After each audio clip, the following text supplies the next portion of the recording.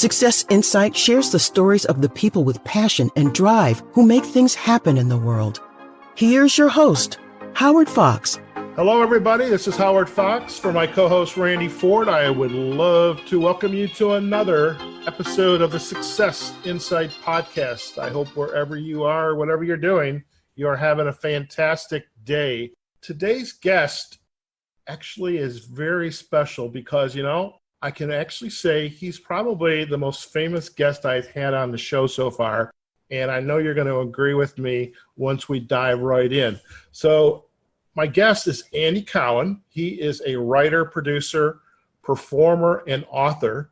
In 2017, Andy received a Who's Who in America Lifetime Achievement Award. In 2018, he published his book, Banging My Head Against the Wall, a comedy writer's guide to seeing stars. This book was published by the Black Rose Publishing and is described as a comedy memoir and Hollywood survival guide. And the foreword of the book was penned by somebody I also think you're going to be familiar with, Jay Leno. So Andy, welcome to the Success Insight podcast. It is a pleasure to have you on the show. Thank you, Howard. It's a pleasure to be here. So I have to say, and I was not being facetious, you truly are the most famous person I've interviewed so far. And so thank you for that. It's always good to have first, I think. That's the first someone telling me I'm the most famous person. So our firsts are canceling each other out. That's okay. Well, we'll have to top that somehow. When I was introduced to you in the book, and I started to dive into this book, Banging My Head Against the Wall, Comedy Writer's Guide to Seeing Stars. And it dawned on me is how does someone start off, as a kid growing up in a neighborhood and deciding, I want to be a writer, I want to be an actor, and the stories that go into who you became and where you are today. So, share with our audience just a little bit of background about how you became this writer, producer, performer, and author. And we would love to hear that. Yeah, it's funny. That's one opportunity you get when you write a book. You can look back on your life almost akin to It's a Wonderful Life, and you kind of see the thread. This led to this, which you're not aware of at the time as you're growing up, because I was a nervous kid who wanted to be in with the in crowd, and I was nervous to even say my name when they were taking attendance in class. So to think that I would wind up performing on national television and writing on these iconic shows and trying to survive in this jungle out here in LA, it was the farthest thing from my mind at the time. But I think when you look back that's why it's important, I think, for kids' parents to nurture that creative first signal they get that kind of ties together. Oh, you like doing this, you're good at this, you like this, you're good at this. It's the key is to, the old cliche, pick yourself up and get right back up again, which is one of the themes in the book as well. No doubt. And I am curious, what was kind of the first inkling, perhaps not so much for you, but your parents are like that they said, oh, you like this, Andy? You want to continue to do it? Was it, just skits or an instrument? What was that? Well, as a kid, I used to draw and write creative books. As young as 10 and 11, I was drawing cartoons of, Johnny Carson or whatever, and doing my own little creative spins on it. I did a neighborhood newspaper as a kid. There was one issue before it folded, but I did the artwork, the cartoons, the headlines. You look back and all the creative projects in grammar school. I mean, it all had a creative bent to it. And I used to do impressions of my teachers and draw them as well and kind of put it together. And I think my parents realized, well, when I went to grad school, a master's in broadcasting, it was kind of a delayed growth spurt because college, I probably messed around too much as in my liberal arts degree of psychology. And that was the hippie era, and we were just experiencing all other kinds of things besides actual learning. But when I pursued the master's in broadcasting and zeroed in on, some aspect of this crazy profession, I got serious about it. And, that was when I was thinking in terms of maybe news, which I started out doing, and other less crazy pursuits than comedy, but the comedy bug was always biting me. And I finally decided to do stand-up in my mid-20s in Philly. And then, unfortunately, I was hooked. When you were in college and studying the broadcasting, I mean, the first thing that comes to mind is like news broadcasting, AM, FM. And if you're lucky, you get to read the news or some promotional, that's available to you. But that's certainly not as exciting as, the types of entertainment that you ultimately ended up doing. And I think that the coming in through the comedy realm, doing stand-up, how did that come about? On the creative side, for that broadcasting degree, I was creating, producing shows with the rudimentary equipment of the time, of the mid-'70s. So it wasn't all straight news per se, but that is where I started when I figured, well, I guess that my first job should be in news, and I wound up in radio and TV news. But right around that time, and realizing this wasn't really satisfying me enough, the mini comedy boom started in Philadelphia. There was one club, Grandma Minnie's, and I mustered up the courage to go there on an open mic night, nervous as hell. And I figured I'd give it one shot, and at least I know I tried. And if I get laughs, it's gravy. And I did get laughs. If I hadn't gotten laughs, I would have saved a lot of aggravation and not maybe continued the crazy pursuit. But yeah, there was something about just doing my own stuff, communicating my point of view, my voice via comedy. It's such a liberating experience. Do you happen to remember one of the jokes you told during that open mic night? Well, I was doing my famous Walter Cronkite impression at the time. Yeah, in fact, they used to have the Western edition of the CBS Evening News out here in LA. It was I guess it's another feed. So my joke was, this is the CBS Evening News with Walter Cronkite. Good evening, I hear you for sure, go for it, wow, surf's up, and that's the way it is. The Western edition of the CBS Evening News. But I had this weird knack of being able to read anything a la Walter Cronkite. That's how embedded in my brain he was as a kid. Same with the Huntley and Brinkley. And well, I wound up doing Mike Wallace in my Cable Ace winning send-up of 60 Minutes called 6 Minutes, which is a whole other mini chapter in the book about how I wound up winning the Cable Ace Award. What a David versus Goliath slog that was. So when you started with the comedy, and how did you then kind of dive into, or I know it's shared a lot in the book, and we're most definitely going to provide a link back to the book, on Amazon. But I think the story of how you got into, the comedy writing and doing the shows, how did that come about then? I was a big fan of the MTM era of sitcoms. Even to this day, I watch some of the reruns.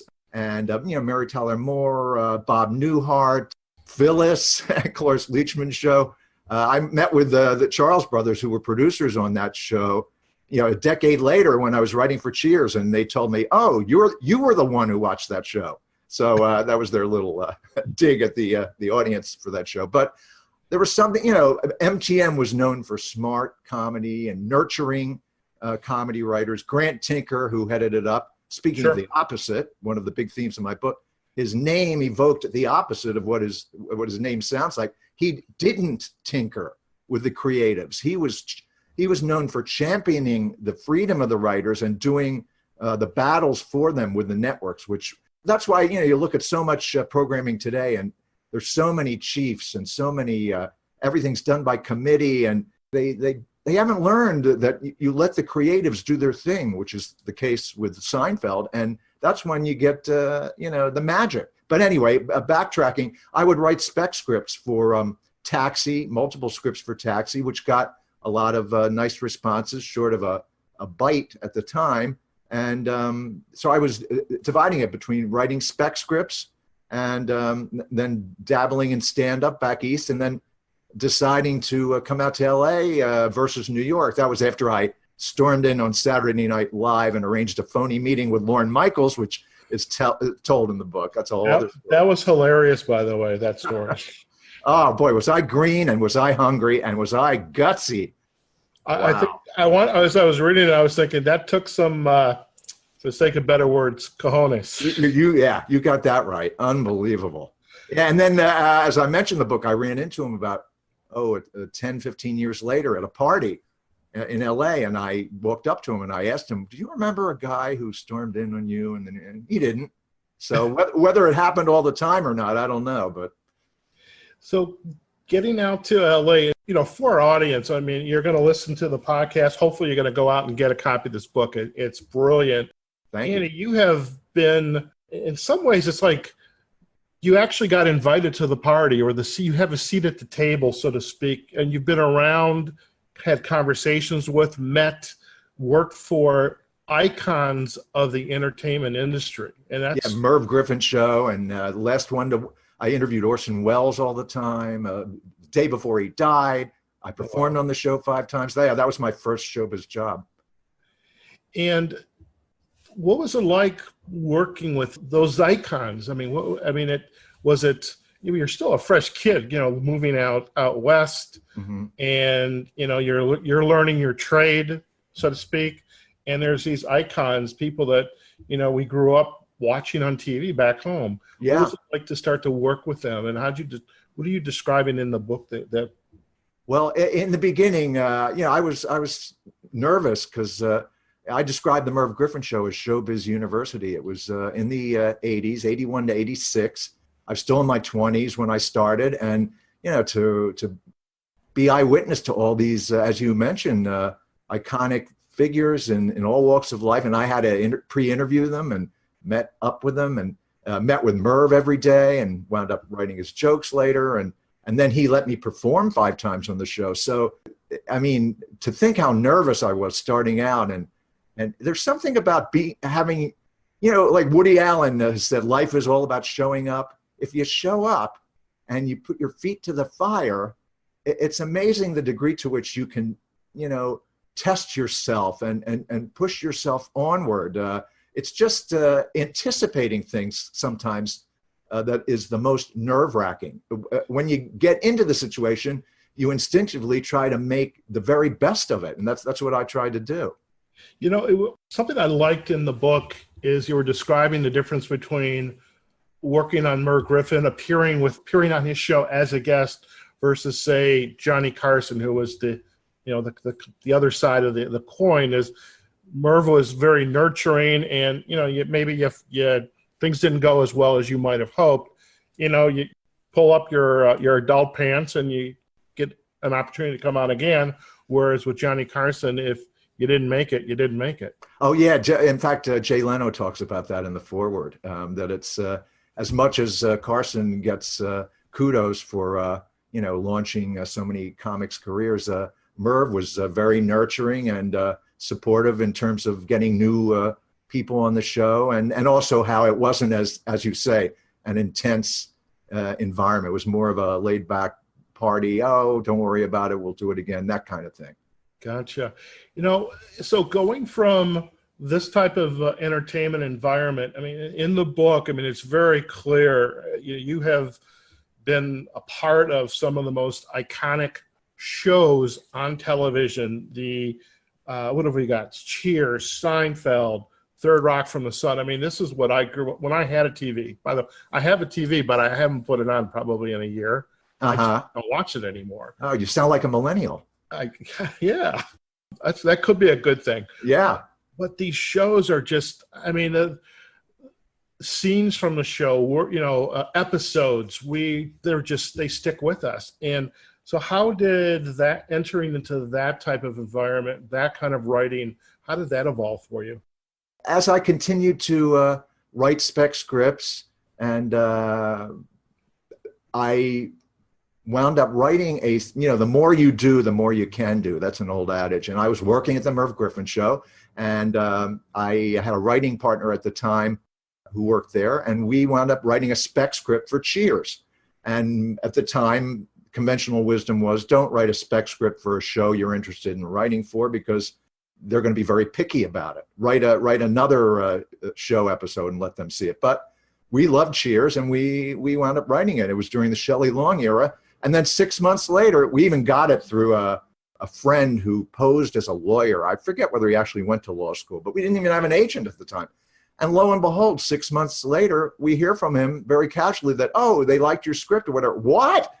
I mean, why didn't you tell us whatever? And David Angel, who was one of the principals at the time, really a wonderful gentleman, great writer, tragically one of the earliest casualties on 9/11 in the first plane coming into LA for the Emmys, gave us a break and brought us in, and we wound up writing 3 Shelley Long era episodes of Cheers. And one of the jokes that I always prized, it survived from the outline to the first draft to the table draft to the filming, was when this was the Cape Cod, when Sam is bragging to Diane about this date he's going to have at the Cape. He said, yeah, I can just picture me eating some of that fish head soup.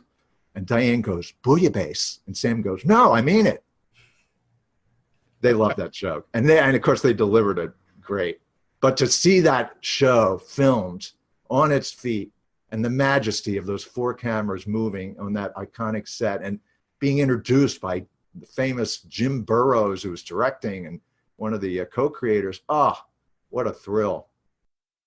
There's so many anecdotes and stories, from the book, and some of those stories again are stick with us even to today. And we just, whether it's shared on the news, whether it's a joke that just kind of it continues to have legs. And what does it feel like just to know some of the work, it's still alive today, it's being consumed and appreciated today by a whole new group of appreciators of art, comedy, sitcom?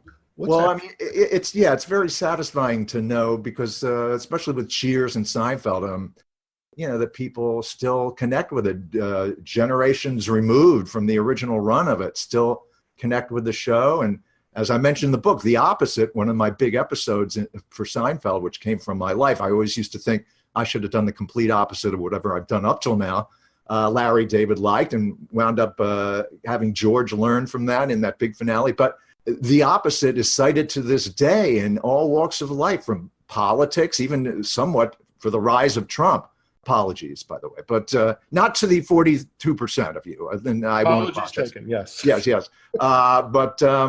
So it is amazing how that notion of mine, even though it changes in the draft, especially, Larry and Jerry rewrote everybody. And, you learn to develop a thick skin when it comes to that stuff. I mentioned in the book, my tombstone will read, "To be rewritten over my dead body."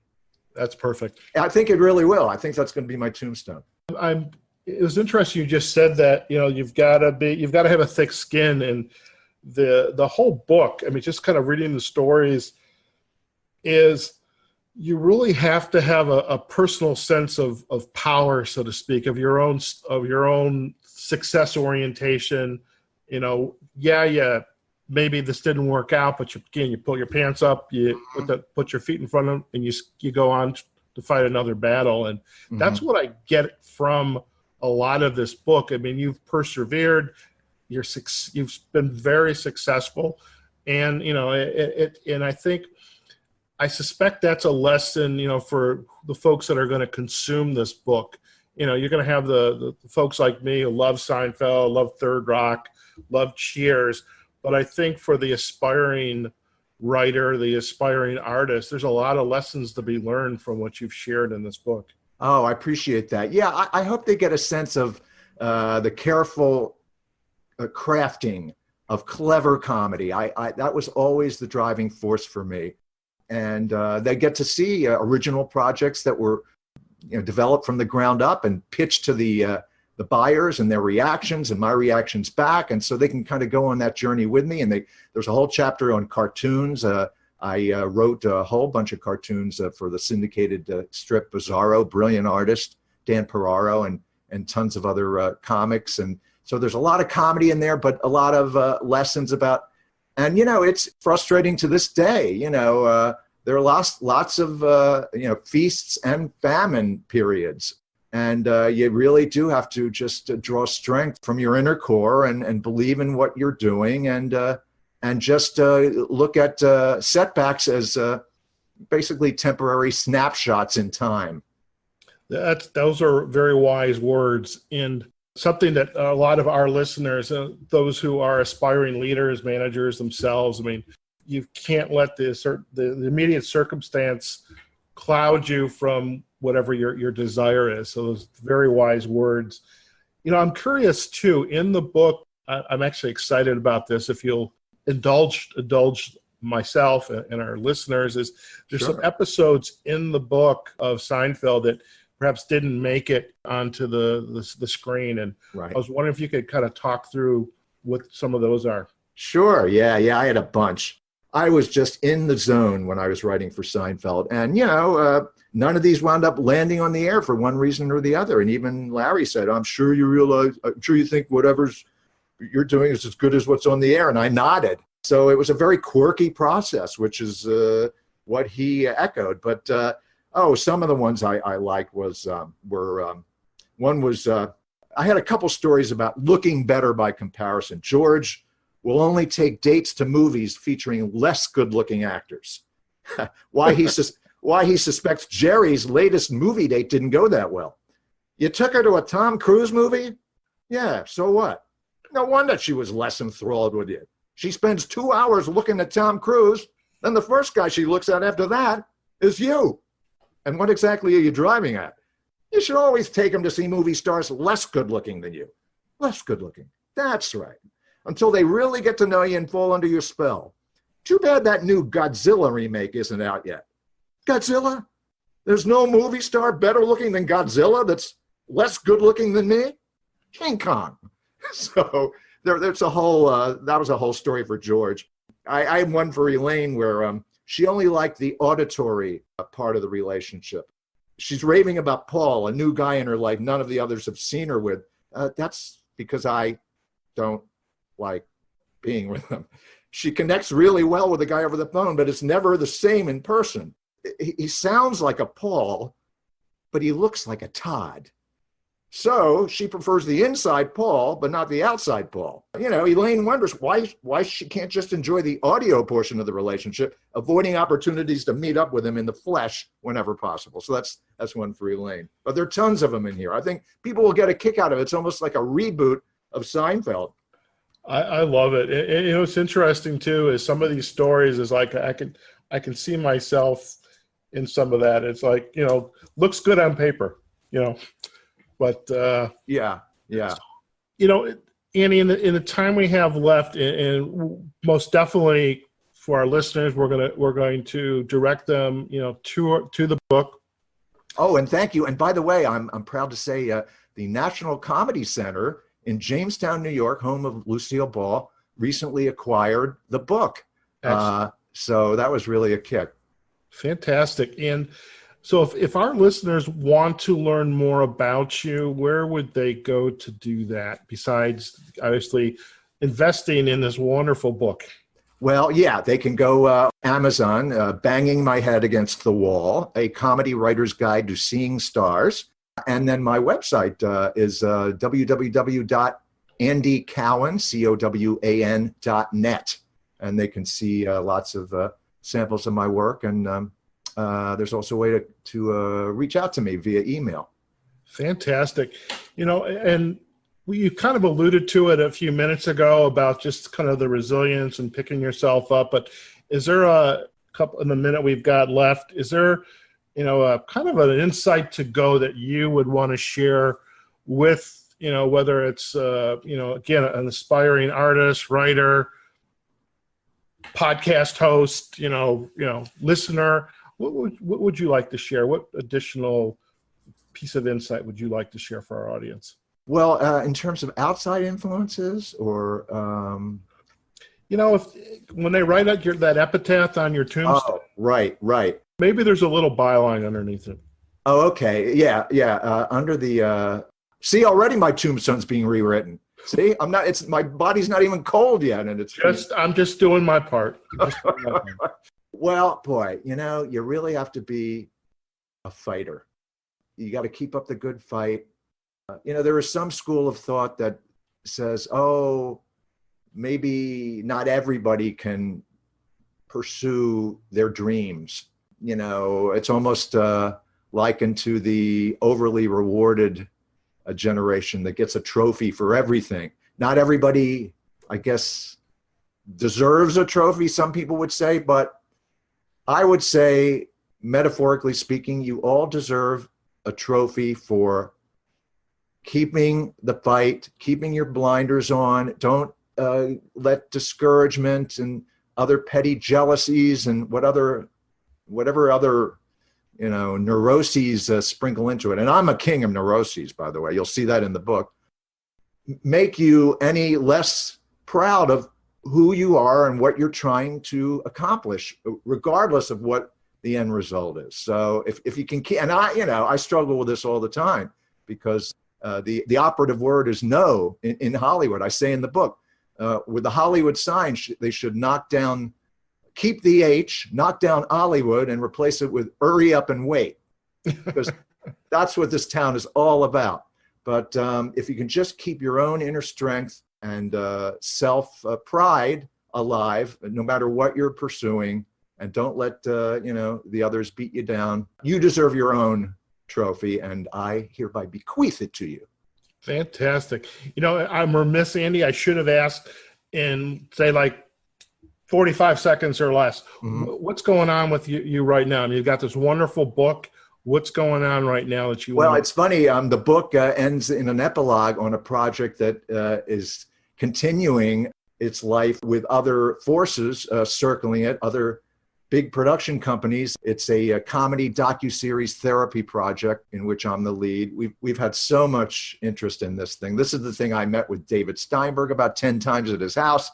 I'm no longer with David on this thing, but other big production companies are circling. It just takes forever sometimes to get into the marketplace, but I'm very optimistic about that. And a podcast pilot I taped at Westwood One Studios earlier in the year that turned out great, which is an offshoot of two of the chapters in the book, Up and Down Guys, a show where I was the down guy. I saw the glass half empty, and my partner, a therapist, sees it half full. And it's one of the most creatively empowering and funny projects I ever did. And it's now out there in the podcast universe in terms of major people circling it. So you still keep plodding onward.